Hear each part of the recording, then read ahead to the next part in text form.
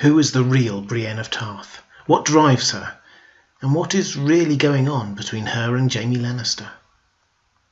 Hi everyone, this is Robert. Welcome to In Deep Geek. Particularly if you're a first-time viewer, please do consider subscribing if you enjoy the video. We're going to look at Brienne's character, both what is revealed in the show and what we know from the books, and make predictions for the last 2 seasons of the show based on where her character arc is taking her. Brienne has proven time and again that she is one of the finest fighters in all Westeros. In fact, she has never been beaten on screen in one-on-one combat, and can boast victories over Jaime Lannister, the Hound and Loras Tyrell. She easily defeats multiple opponents by herself on several occasions, and even seemed to be doing a reasonable job of holding off a bear armed only with a stick. And yet she remains underrated and misunderstood by almost everyone who meets her. But this is not new for Brienne, and to understand who she is as a person now, we need to understand what she has been through as a person before the TV show started. Brienne is the only living heir of Lord Selwyn Tarth of Evenfall Hall, which is on the island of Tarth just off the coast of the Stormlands. Her mother, 2 sisters and brother all died while she was young, and her father, keen for the family name to continue, 3 times arranged for her to be engaged. The first potential husband died tragically. The second took one look at her and broke off the engagement, and the third tried to insist that she wear dresses rather than armour. She left him with a broken collarbone, and her father didn't try again, instead allowing or even encouraging her to improve her fighting skills. This must have been a great relief for Brienne, because she didn't really fit in as a ladylike courtier. The book's descriptions of her are of a woman, to put it kindly, who isn't classically beautiful.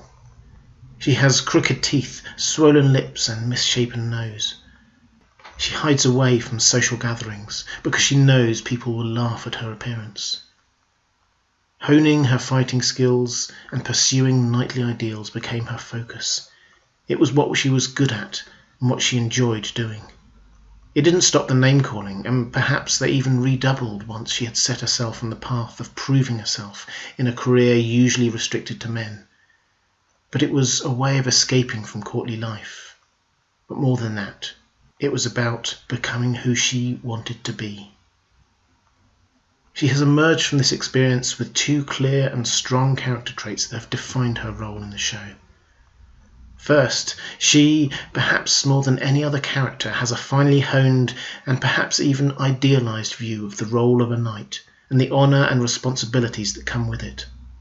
Her driving force has been to serve a noble, swearing her sword and her honor to them, even if it means fighting or killing people she doesn't want to.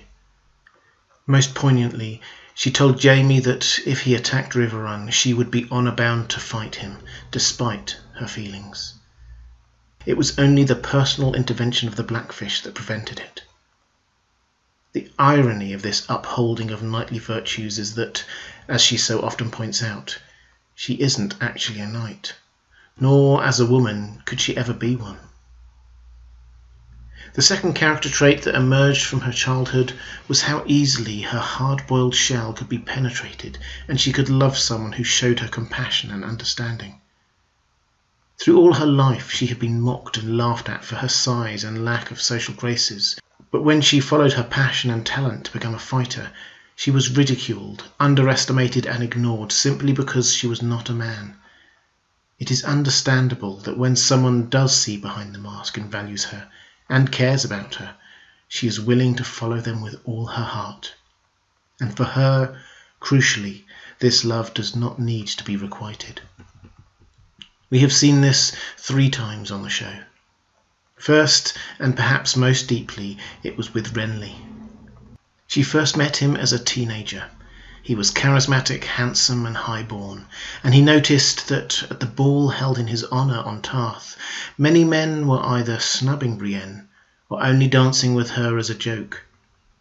So he danced with her, not as a joke as so many other men had, but enjoying her company. Once others saw that Renly was taking her seriously, the laughter and mockery stopped for an evening. Brienne fell in love with him from that moment. It didn't matter to her that her love was unrequited, or that, as Renly was gay, it never would be. She just wanted to be close to him and serve him in the best way she could. For her, that meant joining his Kingsguard when he announced his claim to the Iron Throne. She fought for the honour, and it was clear that, Loras aside, it was her that Renly trusted most. She was at his side when he parleyed with Stannis, and there at the end of the day when he took his armour off. If Renly had survived, there is no doubt that Brienne would have found fulfilment living out her life as his closest protector. When he died, she seemed to have just 2 drives left: to avenge him, as she did when she executed Stannis at the end of Season 5, and perhaps buried deeply within her a need to serve again as a sworn knight. Catelyn gives her this opportunity. But it would be wrong to think that Brienne gave her service cheaply or easily. For Brienne, her service is earned. Cat rescued her, literally and figuratively, from the position she found herself in after Renly was killed by Melisandre's shadow creature. And Brienne repaid that care with her service. With Jaime, of course, it is very different. It is a growing love built on a shared experience. Both of them are judged by everyone they meet, and rarely find a kindred soul who will judge them for who they are, not just what they look like or what they have done. With Brienne, Jaime can truly be himself, telling her his side of what happened when he killed the Mad King, how he did it to save the lives of thousands. This was intensely personal to Jaime. The whole world thought they knew what had happened and what sort of man he was, and to have Brienne not just listen, but to understand him, touched him more deeply than he could admit. For Brienne, it was when she realizes that she has his respect, as a fighter and as a human being. She knows that both are hard won, and to have Jaime show he cares about her twice in a short space of time, first by lying to prevent her from being raped, then by returning to save her from the bear pit, will have meant everything to her. Their meetings since then have been laden with meaning. Neither can say what they feel, but their actions show so much. When Jaime gives her a Valyrian steel sword to use in searching for Sansa and Arya, she names it Oathkeeper. This isn't just in contrast to Jaime's nickname as Oathbreaker, or indeed in recognition of her keeping her own oath to Catelyn. It is in full knowledge that she wants to return the sword to Jaime one day. She knows that Jaime's reputation as an oathbreaker stems from people simply not understanding how many lives he saved by killing the Mad King, and she wants his sword's name to tell the truth, even if he can't. So where next for Brienne? Well, we last saw her leaving Riverrun with Pod in a boat. Presumably she will now be heading back to Winterfell, to Sansa, to report back on what happened there. What she does then is really reliant on Sansa. Brienne will basically do as she is told, either stay with Sansa to protect her, or if Sansa feels safe now she is firmly ensconced in Winterfell, perhaps she will send her off on a mission. This is, after all, her major role in the show. Catelyn sends her off to escort Jaime to King's Landing. Jaime sends her off to find the Stark sisters. Sansa sends her off to Riverrun, and so on.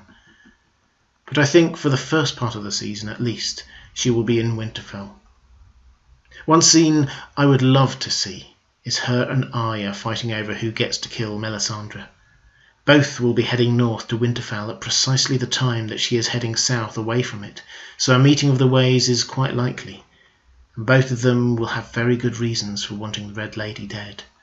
But I think the honour will be Arya's. So perhaps Brienne will have a quiet Season 7, but there is still a bit more to her story. It would be a strong conclusion to her narrative arc for her to end up as a member of the Kingsguard or Queensguard as the show ends. Finally, she would gain the recognition that her skills deserved, and I do not doubt that she will gain fulfilment in that. Perhaps it will be for Sansa as Queen of the North, or perhaps for the Iron Throne itself. But the real satisfaction at the end of her story would be for her undiluted devotion to be requited. Renly couldn't. But what about Jaime? I would love there to be a happy ending to this story, but I fear there won't be. I'm sure their paths will cross again. The two swords forged from Ned Stark's greatsword, Oathkeeper and Widow's Wail, will both, I am sure, end up in service to the Stark children. And I think we have already seen the moment when Jaime's love for Cersei dimmed. But the idea of the two of them settling down to domestic bliss doesn't suit either of them. I wonder whether Brienne's vows as King or Queensguard will prevent her from pursuing her other heart's desire. And I think Jaime will be a broken man, after finally bringing his infatuation with Cersei to an end in the most heartbreaking of ways. I've done a separate video on that if you want to check it out.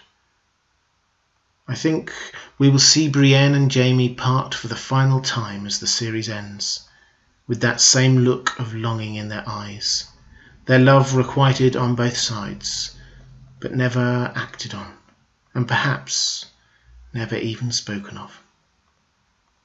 Thanks for watching. If you enjoyed this video, please like it. If you want to see more like this one, please click on the subscribe button. And if you want to support the channel in other ways, please check out my Patreon page. Thanks again. That's all for this time. I'll see you again real soon.